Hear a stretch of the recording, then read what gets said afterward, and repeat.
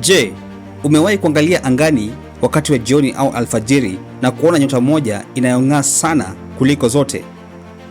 Uwezekano mkubwa ni kwamba hukuwa unaangalia nyota, bali ulikuwa unaona sayari ya Zuhura au kwa Kiingereza Venus.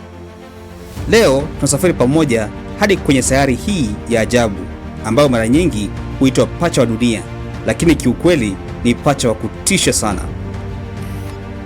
Zuhura ni sayari ya pili kutoka kwenye jua letu. Wanasayansi wanaita pacha wa dunia kwa sababu sayari hizi mbili zinafanana sana kwa ukubwa, uzito na jinsi zilivyoundwa kwa miamba. Ukitazama kwa umbali unaweza dhania ni ndugu wa damu, lakini usidanganyike na mwonekano huo. Licha ya kufanana huku, Zuhura ina mazingira ya hatari ambayo yanaifanya iwe tofauti kabisa na dunia yetu ya kijani na yenye amani. Watu wengi wanadhani sayari ya kwanza, yani Zebaki, ndiyo yenye joto zaidi kwa sababu iko karibu zaidi na jua. Lakini ukweli ni kwamba Zuhura ndiyo sayari yenye joto kali kuliko sayari zote katika mfumo wetu wa jua. Joto la huko linafika nyuzi joto 465. Joto hili ni kali kiasi kwamba linaweza kuyeyusha madini ya risasi kwa sekunde chache pekee. Kwa nini kuko hivi? Sababu ni angahewa yake. Zuhura imefunikwa na blanketi nene sana la gesi la ukaa, yani carbon dioxide. Blanketi hili linavuta joto la jua na kuifungia ndani lisiweze kutoka. Hali hii hujulikana kama the greenhouse effect kwa kimombo.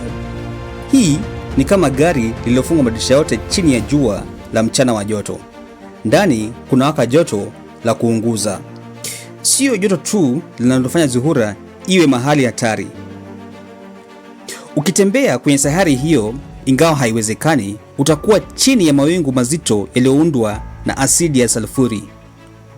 Hii ina maana kwamba mvua inayonyesha kule sio maji safi ya kunywa kama hapa duniani, bali ni mvua ya asidi inayoweza kuunguza na kuharibu kila kitu. Kumbuka pia, shinikizo la hewa, yani atmospheric pressure, huko Zuhura ni kubwa sana, mara 60 kuliko la dunia hii. Hii ina maana kwamba ukikanyaga ardhi ya Zuhura, uzito wa hewa utakuponda papo hapo kama vile uko chini kabisa ya bahari kuu ya dunia hii yetu. Zuhura ina tabia moja ya kushangaza sana linapokuja suala la muda. Sayari hii inajizungusha taratibu sana. Inachukua siku 243 za dunia ili Zuhura imalize mzunguko mmoja kwenye mhimili wake, yaani kukamilisha siku moja. Hata hivyo, inachukua siku 225 za dunia kulizunguka jua, yaani kukamilisha mwaka mmoja.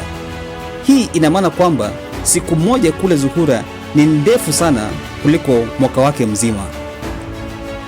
Zaidi ya hayo, tofauti ya dunia na sayari nyingine nyingi, Zuhura inajizungusha kuelekea upande wa nyuma, yani clockwise.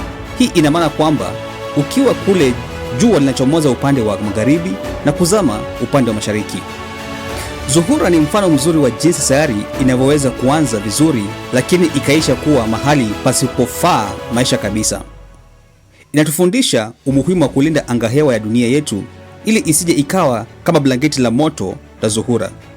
Licha ya ukali wake, Zuhura inaendelea kuwa sayari yenye kurembesha anga letu la usiku na kutupa maswali mengi ya kisayansi tunayojaribu kuyajibu kila siku.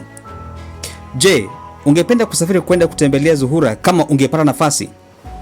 Niandikie maoni yako hapo chini. Asante kwa kutazama video hii. Usisahau kubonyeza subscribe, kulike na kushare na marafiki zako. Tukutane kwenye video ijayo.